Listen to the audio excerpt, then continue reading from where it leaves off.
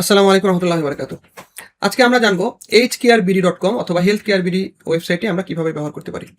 তো মূলত আমরা বিভিন্ন রোগের কারণে বিভিন্ন ডাক্তারের কাছে অনেক সময় গিয়ে থাকি।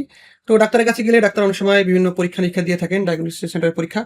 কিন্তু আমরা যেহেতু স্বাভাবিকভাবে একজন ডাক্তার না হওয়াতে ডাক্তার প্রেসক্রিপশনে কি লিখেছেন এবং প্রত্যেকটা ওষুধ কি কাজ করে এটা আমরা অনেক সময় জানি না। অন্যদিকে ডায়াগনস্টিক সেন্টারে যেই টেস্টগুলো করা হয়েছে, এই টেস্টগুলোর কি অর্থ, কোনটা কেন করা হয়েছে এটাও আমরা অনেক সময় জানি না। তো এই বিষয়গুলো অন্যদিকে আমরা যে সমস্ত ডাক্তার সিলেক্ট করি সাধারণত আমরা চেষ্টা করি কোনো একজন জনপ্রিয় ডাক্তারের কাছেই যাওয়ার জন্য।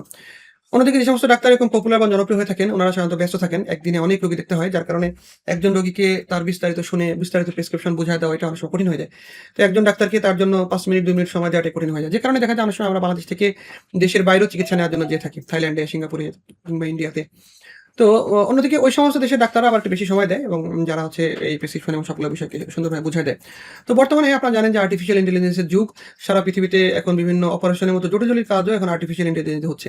আর্টিফিশিয়াল ইন্টেলিজেন্স কেন অন্যদের থেকে আলাদা? এটার মূল কারণ হচ্ছে যে একজন স্পেশালিস্ট ডাক্তার একটা বিষয়ের উপর স্পেশালিস্ট। তো দেখা যায় যে আ তার কাছে তো আসলে পৃথিবীর সমস্ত গ্রন্থ তার কাছে নেই। পৃথিবীতে যে বড় গ্রন্থ আছে এনসাইক্লোপিডিয়ার মতো যে বড় মেডিকেল রিলেটেড যে ইগুলো আছে এটা সবসময় মাথায় রাখা সম্ভব না। কিন্তু আমরা আমাদের এই আর্টিফিশিয়াল ইন্টেলিজেন্সে আমরা পৃথিবীর সবচেয়ে নির্ভরযোগ্য যেই গ্রন্থগুলো আছে মেডিকেলের উপর লেখা হয়েছে অথবা যেই ওয়েবসাইটগুলো আছে যেগুলো সারা পৃথিবীতে সবচেয়ে জনপ্রিয় ওষুধ, প্রেসক্রিপশন এগুলোর উপর লেখা হয়েছে। যার কারণে একজন আর্টিফিশিয়াল ইন্টেলিজেন্স আসলে তার বাউন্ডারি অনেক বেশি এবং সে অনেক বুদ্ধিমত্তার সাথে অ্যান্সারগুলো দিতে পারে। তবে অবশ্যই আমরা ওষুধের জন্য আর্টিফিশিয়াল ইন্টেলিজেন্স উপর ডিপেন্ড হব না। আমরা বরং এখান থেকে সাজেশন নিব। তো সাজেশনের ক্ষেত্রে আমাদের এই সিস্টেমটা কোনো ওষুধ অপ্রয়োজনীয় দেওয়া হয়েছে কিনা সেটাও বলতে পারবে, কোনো ওষুধ প্রয়োজন হচ্ছে কিনা সেটাও বলতে পারবে। এর বাইরে কোনো পরীক্ষা প্রয়োজন আছে কিনা সেটাও বলতে পারবে। তো আশা করি আমাদের এই সাইটটা আপনাদের অনেক মূল্যবান সময় সেভ করবে এবং আপনাদের অনেকেরই রোগী নিয়ে যে পেরেশানি থাকে সেই পেরেশানিগুলো বা অস্থিরতাগুলো ইনশাআল্লাহ দূর করবে। আমরা এখন দেখব কিভাবে সাইটটি ব্যবহার করা যায়। সাইটটি ব্যবহার করার জন্য প্রথমে আমরা লগইন বাটন ক্লিক করব। ওখানে ক্লিক করলাম। তো লগইন বাটনে ক্লিক করার পরে আমার যে ইমেইল অ্যাড্রেসটা লগইন করা আছে আমি জাস্ট গুগল দিয়ে লগইনে ক্লিক করলে সেই ইমেইল অ্যাড্রেসটা ওপেন হবে। তো আমি যে কোনো একটা ইমেইল অ্যাড্রেস দেখাই দিলে ওই ইমেইল অ্যাড্রেস দিয়েই লগইন হয়ে যাবে।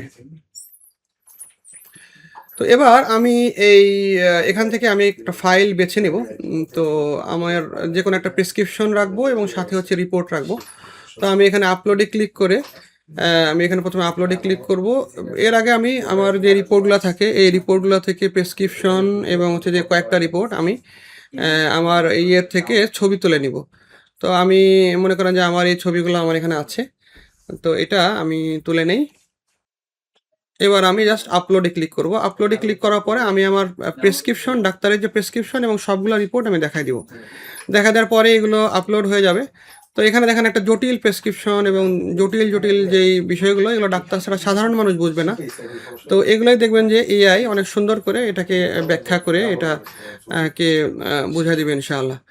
তো এখন আমরা দেখব যে এটা কিভাবে কাজগুলো হয়। তো আমার আপলোড হয়ে গিয়েছে। এবার আমি রিপোর্ট তৈরি করুন দিব। তো রিপোর্ট তৈরি করুন দিলে সাধারণত ২ থেকে ৩ মিনিটের মতো সময় লাগে বা কখনো ৫ মিনিট লাগতে পারে যদি রিপোর্ট বড় হয় বা কমপ্লেক্স হয়। তো আমার দেখেন রিপোর্ট তৈরি হওয়া চলছে। আচ্ছা রিপোর্ট তৈরি হয়ে গেছে। এখন আমি এই পিডিএফ এ চাপ দিব। পিডিএফ এ চাপ দিলে আমার রিপোর্ট ওপেন হয়ে যাবে। আচ্ছা, এটা আমার রিপোর্ট হয়ে গিয়েছে। দেখেন এখানে যে পেশেন্ট আছে, পেশেন্টের নাম আসছে, পেশেন্টের এরপর হচ্ছে আপলোড করা রিপোর্টের বিবরণ। এখানে পেশেন্টের কি প্রবলেম আছে, এর একটা শর্ট বিবরণ এখানে দেওয়া আছে। এখানে হচ্ছে মূল সমস্যা, গুরুত্বপূর্ণ বিষয়। যেখানে এই গ্লুকোমা সমস্যা বা ডায়াবেটিসের সমস্যা আছে, আরো কি সমস্যা আছে, এই সমস্যাগুলো এখানে ডিটেইলস দেওয়া আছে। এরপর হলো টেস্ট রিপোর্টের ব্যাখ্যা।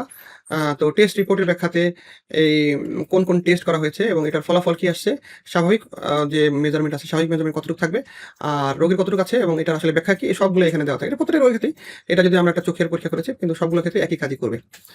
তো এরপরে আমরা চলে যাব ঔষধের কাজ ও সতর্কতা। তো ঔষধের কাজ সতর্কতা এখানে প্রেসক্রিপশনে যে ওষুধগুলো আছে প্রত্যেকটারই দেখেন এখানে কি কাজ করে দেওয়া আছে, কখন খেতে হয় এবং সতর্কতা ও পার্শ্ব প্রতিক্রিয়া, যে এটা খেলে কি ধরনের পার্শ্ব প্রতিক্রিয়া হতে পারে। যেমন লেখা আছে অ্যালার্জি হলে ব্যবহার বন্ধ করুন, চোখে যে কোনো ধরনের প্রতিক্রিয়া হলে ডাক্তারের কাছে জানান। তো প্রত্যেকটা এখানে ওষুধের কাজ কি এবং হচ্ছে যে এটার ব্যাখ্যা এখানে দেওয়া আছে। তো এরপরে এই ওষুধের প্রয়োজনীয়তা পরামর্শ, এই ওষুধের কি প্রয়োজনীয়তা আছে বা পরামর্শ আছে এগুলো এখানে দেখাচ্ছে। তো এবং এখানে যদি কোনো যদি নতুন কোনো ওষুধ লাগে সেটাও দিয়ে দিবে, যদি সাজেশন ইনফরমেশন দিবে এবং যদি কোনো ওষুধ অতিরিক্ত দেওয়া থাকে সেটা এখানে লিখবে। আর হচ্ছে রোগ বা সমস্যার সহজ ভাষা, এখানে সহজ ভাষা দেওয়া আছে। এরপর আছে কখন দ্রুত ডাক্তারের কাছে যাবেন, যে কী কী বিষয় হলে ইমার্জেন্সি কন্ডিশন যেটা ডাক্তারের কাছে যাওয়া লাগবে। এরপর হচ্ছে ডাক্তারের কাছে গিয়ে আমরা যে প্রশ্ন করতে পারবো সেই বিষয়গুলো আমরা এখানে আলোচনা করবো। এরপর হচ্ছে ফলো আপের জন্য কী করা হবে এবং চূড়ান্ত সিদ্ধান্ত। তো এর মাধ্যমে মূলত আমাদের এই পুরো রিপোর্টের কার্যক্রম শেষ হলো।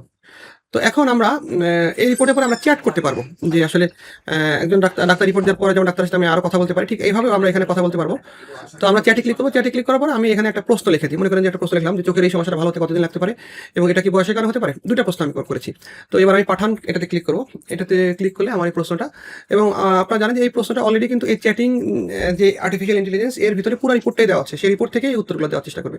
তো দেখেন রিপোর্টটা জেনারেট হয়ে গেছে, যে এখানে 2টা প্রশ্ন করেছি, 2টা প্রশ্ন উত্তর দিয়েছে যে এটা কতদিন লাগতে পারে, বলেছে না এটা আসলে গ্লুকোমার সমস্যা, এটা নিয়ন্ত্রণে রাখতে হবে কিন্তু আজীবন এটা পুরোপুরি ভালো হওয়ার সম্ভাবনা কম, এভাবে লিখেছে।